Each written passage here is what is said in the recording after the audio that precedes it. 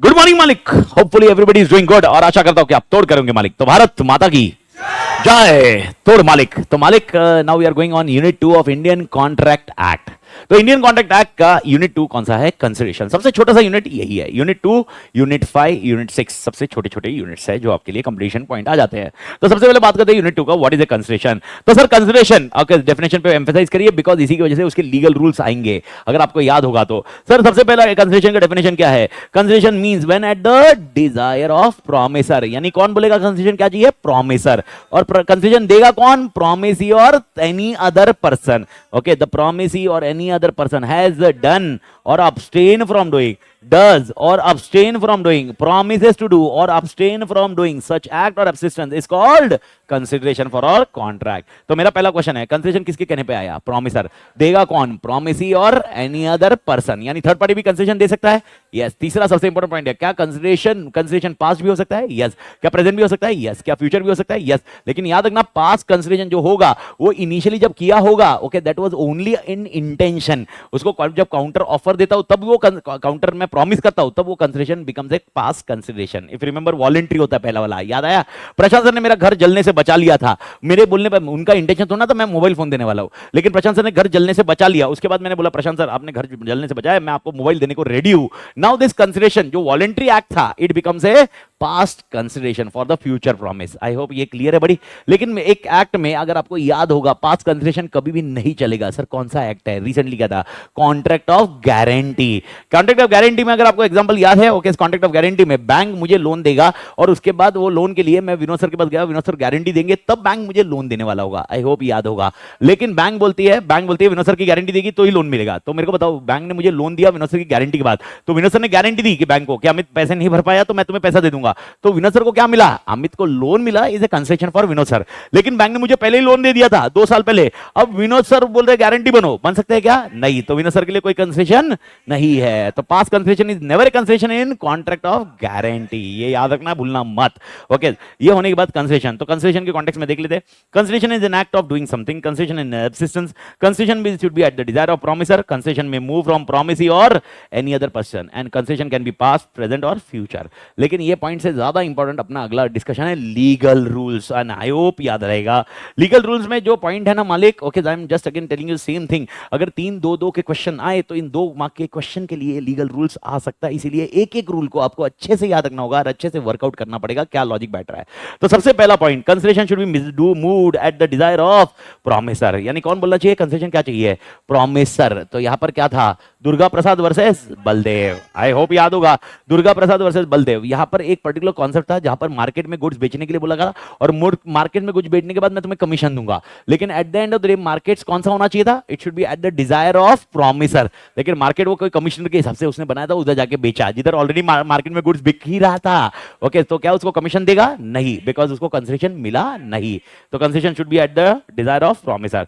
Second, consideration is may move from promisee और any other person. सबसे famous case law Chinnaiah versus Ramaiah. Chinnaiah versus Ramaiah में अगर आपको याद होगा, ओके, एक नानी थी, नानी ने अपनी माँ थी, माँ ने अपनी बेटी को बोला तू अपने मामा को पैसे देगी, ओके, तो ही मैं तुझे अपनी प्रॉपर्टी पूरे नाम पे करूंगी। और उसने ओके किया। ओके, नानी ने प्रॉपर्टी नाम पे कर दी। फिर नानी या माँ जो भी है वो उसकी डेथ हो गई। और उसके बाद जो पर्टिकुलर पर्सन था, ओके, वो जो रमैया, ओके, उसने जो मामा को पैसे देने थे, मामा को पैसे देने बंद कर दिए। फिर मामा ने कोर्ट केस किया। मामा ने कोर्ट केस करने के बाद, ओके, कोर्ट में जब वो गई, डॉटर कोर्ट में गई, तो डॉटर ने बोला मुझे कंसिडरेशन क्या है, मैं काय के लिए दूं? तो कंसिडरेशन किसने दिया था इसको? Third party. ओके, जो माँ ने या नानी ने जो भी कंसिडरेशन दिया था वो was a enough consideration for giving a money to मामा। I hope clear buddy. Chinnaiah versus Ramaiah, मेरे ख्याल से केस लॉ याद आया। तीसरा, कंसिडरेशन कैन बी एग्जीक्यूटेड और एग्जीक्यूटरी। सर इस दोनों में क्या फर्क था? अगर कॉन्ट्रैक्ट हुआ है, कॉन्ट्रैक्ट होते वक्त है, ओके, कॉन्ट्रैक्ट होते वक्त एग्जीक्यूटेड, और हम भविष्य में कुछ करने वाले रहेंगे एग्जीक्यूटरी। सेम लॉजिक अगर मैं बताऊं ना, आपने अगर सोगा को पढ़ लोगे, सोगा के कॉन्सेप्ट में बैठ जाता है। सेल हुआ तो एग्जीक्यूटेड, एग्रीमेंट टू सेल हुआ तो एग्जीक्यूटरी। कंसिडरेशन एग्जीक्यूटरी है ना, भविष्य में आएगा तब मैं उगेगा टमाटर तो दूंगा ना तुम्हें। लॉजिक ये रहेगा। कंसिडरेशन में भी पास्ट, प्रेजेंट, फ्यूचर। लेकिन इसके लिए मैंने आपको क्लियर कट मसाला समझा समझाया था, जो पास्ट कंसिडरेशन है वो वॉलेंट्री होता है, वो कंसिडरेशन नहीं माना जाता। लेकिन अगर तुमने उस पास्ट कंसिडरेशन के लिए तुमने प्रॉमिस कर दिया, तब ये past consideration can be a valid consideration. और इसको मैं आपको उल्टा भी बता सकता हूं। दिस ईयर अगर प्रशांत सर ने मेरा घर जलने से बचा दिया और मैंने बोला प्रशांत सर मैं आपको उसके लिए फोन दूंगा, मैं बोल रहा हूं ये पास्ट कंसिडरेशन है ही नहीं, है वॉलेंट्री एक्ट था विनोद सर का। और ये मैंने जो फोन दिया है विनोद प्रशांत सर को जो मैंने फोन दिया हुआ है वो विदाउट कंसिडरेशन माना जाएगा। सेक्शन 25 एक्सेप्शन विदाउट कंसिडरेशन, याद है ना बड़ी? ओके, जो मैंने पास्ट कंसिडरेशन के लिए दिया, it may happen, this one can be there. Consideration may not be adequate, बहुत इंपॉर्टेंट लाइन है, इसको पता नहीं कितने जन को याद होगी। कंसिडरेशन एडिक्वेट नहीं होगा। मैंने गाड़ी बेची 50 लाख में, तुमने गाड़ी ली, मेरे को 50 लाख मिले, क्या 50 लाख उस गाड़ी की वैल्यू थी? हो सकता है वो 40 लाख की हो सकता है वो 70 लाख की हो। तो कंसिडरेशन कभी भी एडिक्वेट नहीं हुआ। और कंसिडरेशन एडिक्वेट नहीं है इस ग्राउंड से तुम कोर्ट में नहीं जा सकते अनलेस एंड अनटिल तुम्हारा ये कॉन्ट्रैक्ट एंटर हुआ है कोर्शन, फ्रॉड, अनड्यू इन्फ्लुएंस की वजह से, देन ओनली कंसेशन इनएडिक्वेट बोला जाएगा। एग्जांपल, मैंने कोर्शन से तुम्हारे लिए कॉन्ट्रैक्ट एंटर किया, अब कंसेशन आप बोल सकते हो कंसेशन मुझे, जज साहब कंसेशन मुझे क्या लगा? इनएडिक्वेट। ओके, तभी होगा। बाकी खाली concession, contract without free, contract जो हुआ था फ्री कंसेंट के साथ हुआ था, कॉन्ट्रैक्ट जो हुआ था फ्री कंसेंट के साथ हुआ था, कहीं पर भी फोर्स नहीं था। कोर्ट में जाके तुम नहीं बोल सकते कि भाई यहां पर मेरा कंसेशन एडिक्वेट नहीं है, क्योंकि कंसेशन कभी भी एडिक्वेट होने वाला नहीं है। इधर पॉइंट क्लियर? मेरे को बताओ ये कॉन्सेप्ट रिकॉल हुआ क्या? बड़ी कंसेशन में नॉट बी एडिक्वेट, ये समझा क्या? तो मेरे को बताओ concession need not be adequate, can I go in the court only if the contract is entered without free consent. अगर फ्री कंसेंट के साथ एंटर किया हुआ है तो concession may not be adequate, can not be the ground. ये clear है क्या? दिमाग में चल रहा है क्या? मैं बोल रहा हूं मैंने गाड़ी बेची, तुमने खरीदी, मैं ये बोल रहा हूं, तुम बोल रहे हो अरे गाड़ी महंगी मिली है मेरे को सस्ते में मिलनी चाहिए, 10 लाख की गाड़ी की वैल्यू है, तुम कोर्ट में गए, अरे यार 10 लाख की वैल्यू है, 10 लाख की वैल्यू है, तो कोर्ट को ये प्रूव करो कि तुम्हारे साथ फ्रॉड हुआ, नहीं तो मिसरिप्रेजेंट हुआ। ओके, कोर्ट को ये प्रूव करो कि भाई इसकी वैल्यू इतनी नहीं थी, फ्रॉड किया, अमित ने कुछ और बोल के दिया, मैं अमित ने तुमको सब बताया था, तुमको तभी वैल्यू नहीं समझ में, तुम्हारी गलती है भाई। Concession may not be adequate, इसीलिए तो माइनर कभी कॉन्ट्रैक्ट नहीं करता ना, क्योंकि कंसेशन उसको समझ में नहीं आता। आई होप ये क्लियर है। Performance of one what is legally bound to perform can not be consideration. Okay, अब मेरे को बताओ, तुम एक विटनेस था, तुम विटनेस थे एक कोर्ट केस में और तुम्हें कोर्ट में आना था। ओके, और मैंने तुम्हें बोला तुम कोर्ट में आ जाओ, मैं तुम्हें 10,000 रुपए दूंगा। तुम कोर्ट में आए, गवाही दिए, अब बोला 10,000 निकाल, मैं बोला नहीं देता क्योंकि मुझे कंसीडरेशन क्या है, तो बोलेगा मैं कोर्ट में आया ना, कोर्ट में आना तो तेरे को लीगली बाउंड था ना, तो लीगली जो बाउंड है, लीगली जो बाउंड करना है वो कंसेशन कभी भी नहीं हो सकता। लेकिन जो लीगली बाउंड था और उससे ज्यादा तूने कुछ किया होगा तो देश के लिए कंसेशन होगा। एग्जांपल, तो कोर्ट में आया, कोर्ट में आने के बाद गवाही देते वक्त मेरे फायदे के लिए बात की, तूने बताया अमित भाई ऐसा ऐसा है, तो भाई साहब ओके क्या होगा? कंसिडरेशन रहेगा और कंसेशन वैलिड कंसेशन रहेगा। Is that point clear body? Consideration must be real not illusionary, consideration must be real not illusionary. Okay, यानी ये रियल होना चाहिए, इल्यूजनरी नहीं होना चाहिए। मैं तेरे को ओके भाई साहब जमीन में से जो गड़ा हुआ धन है वो तेरे को देगा, ओके जादू से लेके हुआ धन वो लेके दूंगा, ये नहीं हो सकता। And consideration must not be unlawful, immoral और अपोज टू पब्लिक पॉलिसी, जो यूनिट 3 में आपको ऑलरेडी पता है। आई होप क्लियर है बड़ी? तो ये कंसेशन के लीगल रूल्स है, मैं आपको बता रहा हूँ वापस, 2 मार्क के लिए कोई भी क्वेश्चन आए तो इसमें से निकल सकता है। Okay sir, sued by third party, concept एकदम सिंपल था। क्या थर्ड पार्टी केस फाइल कर सकता है कॉन्ट्रैक्ट में? Answer is no. Okay, contract में थर्ड पार्टी नहीं कर सकता, बिकॉज इसको याद होगा आपको, भगवान जाने याद है कि नहीं, privity of contract. Privity of contract मतलब जो पार्टीज जो कॉन्ट्रैक्ट है वही केस फाइल कर सकते हैं, और ये 2 पार्टीज होती है, उसी के अलावा तीसरा पार्टी नहीं आ सकता।